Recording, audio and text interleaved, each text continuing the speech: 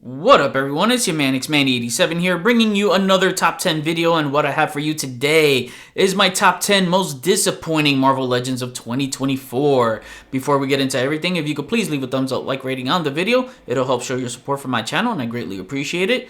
Now I just want to start off and say that this is by no means the worst list. I don't do worst lists. I tried that before and I just find them to be boring, as it's not objectively entertaining enough. And it just sounds too redundant saying every figure sucks over and over again. Now, you can make a case that some on my list could be considered into a worst category by all means. Hell, some that you see here on your screen are some of the worst. Some, not all of them here. But this list is more for the figures that I actually liked, but ended up not coming out the way as they should have.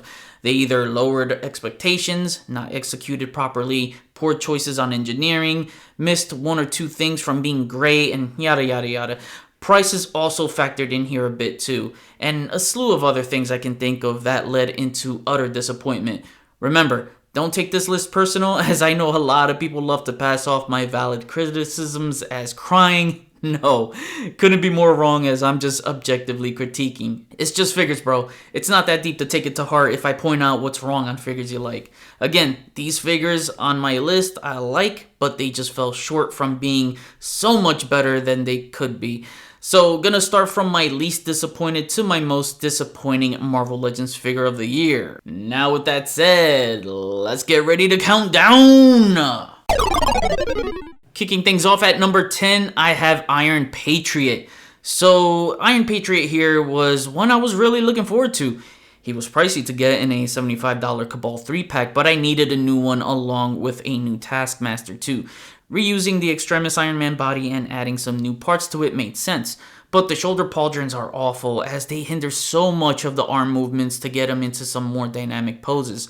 The colors do pop, and I have no problems with the red and blues. Sure, the red would have been cooler in a metallic red, but it's not that bad, as it still has a very nice shimmer to it. My biggest problem is Hasbro choosing a white paint over silver. It should have been a metallic silver to be more comic accurate and just have that pop that it needs. I've seen it white before in the comics, but that was very rarely, as it's mostly in silver. They did the same thing with the last comic Iron Patriot figure, having the white instead of silver. So hopefully for next time they release a single carded Iron Patriot with the correct metallic silver. Everything else I liked. The Norman Osborn head was the most important accessory to add. Just wish they gave him a little more in that department. Overall, he still looks nice, and if they can finally update and complete the Dark Avengers, then I can't wait to build that team around him. Number 9, Spider-Man the Animated Series and Spider-Shot. Alright, so this is a shared spot and a tie for me because I'm bummed out, as they just needed to fix one thing with these. Let me start off with Spider Assassin / Spider Shot, whatever you want to call him. Everything is right until we get to the hips. All they needed to do was fix the hips. We've seen weird thigh gaps before in Legends. That's nothing new, but they've never done anything remotely this bad looking before. Why didn't they close the gaps? All I see are those damn hip pegs sticking out. It's like the spider balls are hanging out, man. I don't need to see those joints visible. He would have been perfect. Everything else they got right with the costume. The head sculpt is superb, and lots of hands, including his bullet effects for the shooter hands. The figure is great, waist up. If they just fixed the hips, he would have been perfect, but he went from Spider Shot to Spider Shit. The animated series one was so close. It's weird they chose the White Suit 2099 Spidey Buck. It should have been on the retro Spidey upgraded torso, which is the same one they gave to Spider Shit here. Like, that's all they had to do, because not only do we get that upgraded torso style, we also wouldn't get that big gaping peg hole on the back that's disrupting the logo. He would have been damn near perfect because he's got the perfect red and blues. He's pinless, and the accessory selections is one of the best they've ever done on a classic suit Spidey. Like the Flash head, Peter animated head, grabbing hands with a folded mask to hold. He just needed wall crawling hands. The Spidey head is superb, so yeah, as a Spider-Man figure suit collector that gets mostly the comic suits mainly, I wanted Spider Assassin as he was an honorable mention when I did a Legend Spidey suit wishlist video. Then this animated one I prefer without cell shading over the last Walmart exclusive one they made. That one had the Amazing Fantasy book, which didn't fit his physique. So that's why this one on the retro upgraded torso would have been the better choice. I'm torn. It's weird because this is one of my most disappointing Spider-Mans this year, but at the same time, it's one of my favorite Spider-Mans this year also. Again, just a weird conflicted feeling, but I still like it. If I had to choose only one change between these two, is that these two just swap torsos, because a classic look Spidey should always take priority with having the most up-to-date articulation. I don't know why Hasbro always robs us from the perfect Spider-Man when they are within an inch close range to perfect it. The upgraded torso and toe joints would have made the animated series the best classic looking Spider-Man under Hasbro, but they will continue that trend because you know why? It's Spider-Man and he's always gonna sell no matter what. They'll just keep phoning it in as long as it keeps selling. One thing I've learned, you can't stop Spider-Man sales, even if you tried. Besides all that, they look nice on my shelf, and I can't wait to show you guys my Spider Suits display when I roll out my 2025 updated collection video in January. Number 8, Iron Man Model 9 Neo Classic Armor. I'm torn here because of how much I really love this armor. I said from the start of my review that it feels good in hand, and I do like posing it around with it because, again, it feels good in hand. However, on a visual standpoint, while he still looks excellent like the comics, I can't get over by how cheap they made the red look, as if it were brushed down by some girly ass nail polish. Then the helmet, gloves, and boots are completely in a different color tone, so the reds do not match, and that just drives my eyes crazy. It needed a dark metallic red paint job to match that tone of the comics, and just have all the red tones on the figure match so that it looks consistent throughout. The pins on the legs look horrible when you have pinless arms. Pins aren't bad on Iron Man if it blends in with the design of the armor, but these older classic-y looks for Iron Man that had the more smoothed out arms and legs, it needs to be pinless. Besides that and metallic paint, you know what could have really put this over the top? Is if he had swappable boots and gloves with a much thinner Model 9 version 1 look, so that way you can display either version 1 or 2 looks for your Model 9. Same old rehashed Iron Man accessories, but at least we get some new effects to have something new to play with. Even with introducing new effects, it's not enough to save it from mediocrity. Still better than the Avengers Retro Wave 1 from back in 2017. I need them to round out those first 15 to 20 models to fill out my Hall of Armor properly. One of my favorite Iron Man armors of all time. Just wished it looked better in figure form. But I do get my enjoyment not just messing around with it, but from admiring this figure in my Hall of Armor display. Coming in at number 7, Spider-Man 2 movie Doc Ock. Yeah, I was a little underwhelmed with some of this, but this was something I've been waiting on for so long. Yes, the bendy wire needs improvement. I get that. It's 4 times the bendy wire and it's very strong so that he can be elevated by his tentacles, which is very impressive, and I'm happy they thought of that so we can accomplish that feat. But the trade-off is that you can't really fully coil up an enemy. A lot of the bending seems to pull back and form back into the position before I bent it. You can't prop him up with the tentacles for long, as he'll end up falling on the shelf shortly after.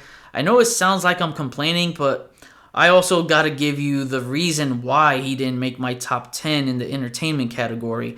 I still appreciate that he still has bendy wire, as it would be worse if he didn't have that at all. I like the look. I love the Alfred Molina head sculpt. He looks fantastic on the shelf, so I don't know what it is that still makes me gravitate towards this figure. Maybe it's an attachment thing or something. I don't know. All I know is that even though it didn't live up to my expectations, I still really like this figure. Coming in at number 6 is the Brotherhood Rogue. Alright, so my biggest issue is the boot line being painted only and not sculpted to match the gloves. It breaks up the design aesthetically. If Hasbro sculpted the gloves, they could have done the same thing for the boots.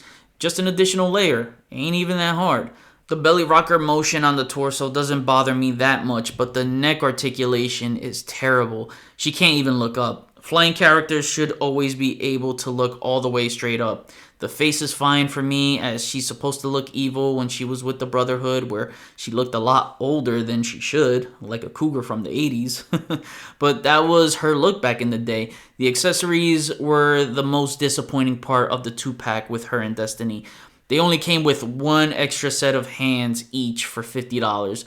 That's below the bare minimum. I'm sorry, not sorry, but if there's a 2-pack that only includes one set of extra hands and nothing else, then it should be priced at $40 minimum. I have no problem with the Destiny figure. I needed her. I needed both of them for my Mystique Brotherhood, but she should have at least come with an extra head with the hood over it if they made that folded down hood removable, but they made that part of the hood keyed into the torso sculpt. And if Destiny came with an unmasked head, then I could justify the price. Even though Destiny was in my honorable mentions for my top 10 female legends of 2024, unfortunately she was part of one of the worst 2-pack offerings this year. Brotherhood Rogue was one I needed to complete Mystique's Brotherhood of Evil Mutants along with Destiny, so I'm happy to have been able to at least finish that team this year. At the number 5 spot, it is the 90s Spider-Man animated series, Morbius. So I said Brotherhood Rogue and Destiny were one of the worst offerings in a 2-pack this year in terms of accessories. You want to know which one I think is the worst overall? The one this Morbius was a part of with Doctor Strange. Strange was a complete waste.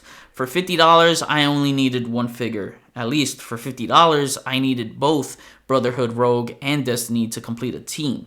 Team completions take priority in my collection, but also rosters do as well, as I want the entire Spider-Man animated series looks. Morbius is one I've been really wanting from that show. I didn't need a Strange that looks like the one I already have. For Morbius here, I'm really let down by the head sculpt, as it's very off from the cartoon, and basically no accessories to have some fun. I always knew that the Morlun hands would be reused for this, so that's understandable, but not even an extra head?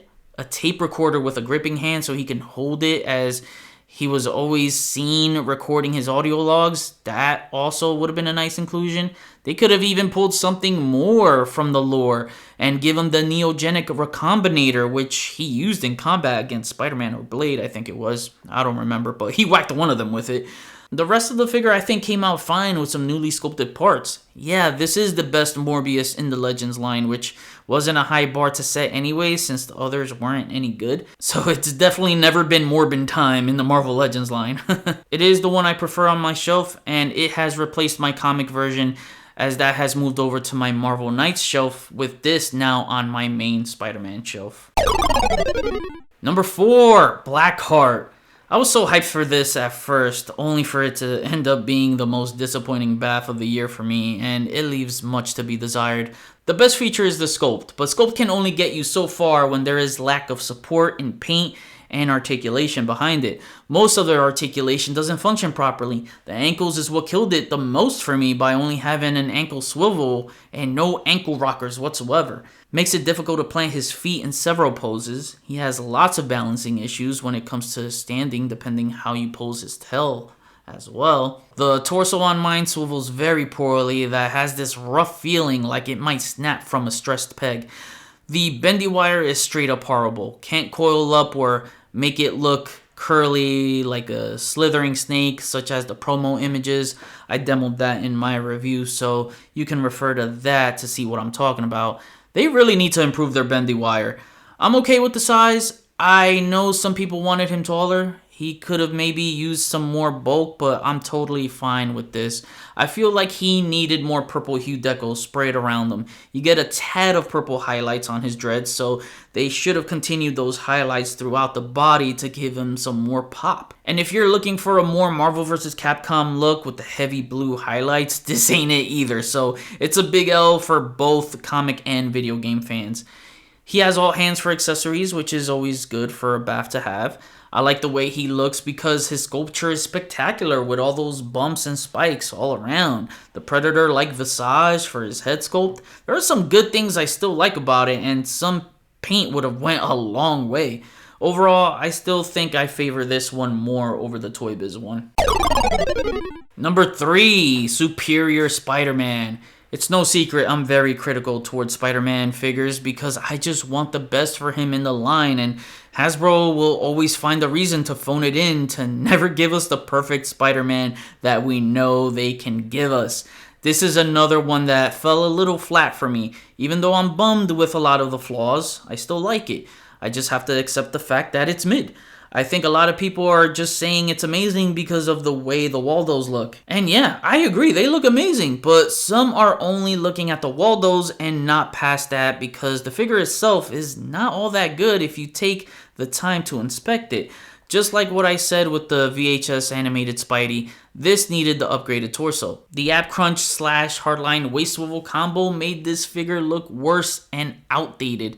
The ab crunch looks horrible when you move it forward and back when looking at it off to the side, along with the waist swivel that protrudes out of frame.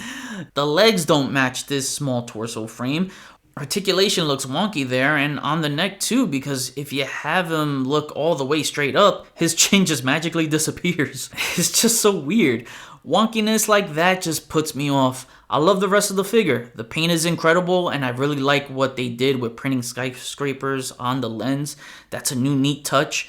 Although if they wanted to capture that true reflective look, chrome lens would have been superior on this Superior Spider-Man. The Waldos are awesome, and you can levitate the figure with them on a good diorama base. He has toe joints too, and lots of accessories for display and play. A much needed upgrade from the last one, which wasn't completely accurate to the source material. So it makes a big difference and bolsters my Hall of Spider suits on display. Number 2, Lockjaw. Damn it, man. Knowing that Lockjaw was one of my overall top 5 figures I've ever wanted in the line, and while I'm happy to have him, the outcome was a disappointment. After getting that highly articulated Zabu figure, you would think they would already set the tone with that for any upcoming animal figures. But then I see this and I'm like, what the hell? Hasbro, man. They take 5 steps forward and 10 steps back. Nothing bums me out more than when I have a character on my wish list and they end up being a disappointment when that wish figure comes true. Giving me PTSD from that 5-pack random figure. I shouldn't be limited to like 3 poses for Lockjaw. No need for interchangeable pre-pose legs if they just gave him articulation so I can pose him the way I want to. Don't take the fun away from me, Hasbro. If you're not adding articulation, then what are we even doing here, bro? They are the point of action figures, to put them in action poses. No torso rocker either. The interchangeable mouth plates and antennas are really cool. I did enjoy that. Very pricey $70 set for a figure that's restricted in posing. I get that him and Crystal should be in a 2-pack as they just go together. Wouldn't be right any other way. So the offering makes sense. But don't restrict and limit a figure's posing under that price point. I love how big and massive he is. He's an adorable looking piece for the collection. This chunky good boy looks great on the shelf and also looks great next to the Inhumans, so he's just only good for a display decoration piece and not the action figure he should have been. And at the number 1 spot, this hurts my feelings, but I gotta put the Haslab Giant Man as the number 1 most disappointing Marvel Legends for me. So yeah, if you followed me through day 1 of me receiving the Haslab Giant Man, you'd know my utter disappointment as I was extremely frustrated with Hasbro's piss poor management. From QC issues to replacement issues, this was all a very bad consumer experience. And just to be clear, I'm only speaking from my point of view and my experience. If yours was great, then I'm happy for you, and I'd want that for you because I want us all to enjoy this hobby together, so I wished I had your experience. Before all that, I just wanted to say that I was happy when this figure got funded because I'm a giant fan of Giant Man. That's one of my guys from the Avengers.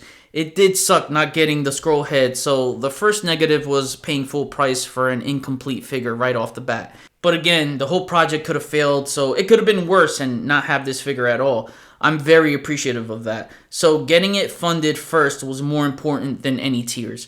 It was a year-long wait and I was very excited to have it, but the QC bug came back to bite me in the ass again. It saddens me because this figure is so damn beautiful. It's a freaking glorious piece. It's just the issues that came along with it that ruined it for me. The one common issue is not getting the straight set of eyes, and The other was the index finger on the figure's left hand, which was fused into the joint so it couldn't bend without stressing the peg, which already had a stress crack that would eventually break. No remedy was going to work. Shock oil, hot water, you name it. Nothing was going to work, and I'm not some toy mechanic that's tool savvy to fix it. It was DOA there. Going back and forth with Hasbro post customer service was a nightmare and my worst experience with them to date. They didn't guarantee a replacement, saying they would replace it with something of equal value if they didn't have it in stock. I don't trust that bullshit. Lots of back and forth with no responses from them. The eye replacements were supposed to come mid-December and I still haven't received anything. They are not responding to any of my emails at all. Thankfully, one of my loyal subscribers who doesn't want to be credited, and I'll respect his wishes, but you know who you are if you're watching this. This person came through clutch for me and sent me the left hand of his extra giant man that he was going to use as his zombie version, and I would send him mine after I made sure everything was good. Because worst case scenario, hey, a broken finger works for a zombie giant man. They say not all heroes wear capes, but this one sure did, so a giant thank you, bro. No pun intended. You are out here doing Hasbro's job that they are incompetent of doing. You the real MVP. So now that I have a fixed hand, it's so much better. The hands were a big problem with them using PVC plastic instead of ABS plastic. Like I said, gummy fingers or gummy plastic anything on a Haslab is absolutely unacceptable. Articulated fingers look too robotic and only looks good with robotic type hands. Alternate swappable hands would have been better off. Everything else about the figure, I absolutely love and adore. Interchangeability between the antennas, even though we should have gotten a spare set for each in case we lost one. What else? Interchangeable faceplates and eyes are fun. The clear plastic used on the eyes made it feel lifelike, pulling a page out of Hot Toys. The size, the articulation, especially since he's not super heavy and that makes him easy to handle. The overspray on the muscle definition, the sculpt with heavily detailed seams and textures, all of it is gloriously beautiful. I thought this was hands down going to be in my top 10 comic list, but I didn't expect to have a bad experience. If I had zero issues, it would have easily been in my top 10 comic list of 2024, which that'll be the next video you'll see coming your way. Wouldn't feel right if I did put it on that list. On the bright side, he's the best thing in my classic Avengers shelf, being the centerpiece of my display. Now I kick it back to you. Which Marvel Legends of 2024 let you down? Whether it's a character you love that they didn't get right, or just any figure, attachment or not, that disappointed you. Comment below, let me know, we'll chat about it. Thanks for watching another top 10 video. Please follow me on Instagram if you haven't already at xmanny87. Hit the notification bell so you always know when my latest videos are up. Again, leave a like to show your support for my channel. Share and subscribe if you're new. See you on the next video. Peace, peace.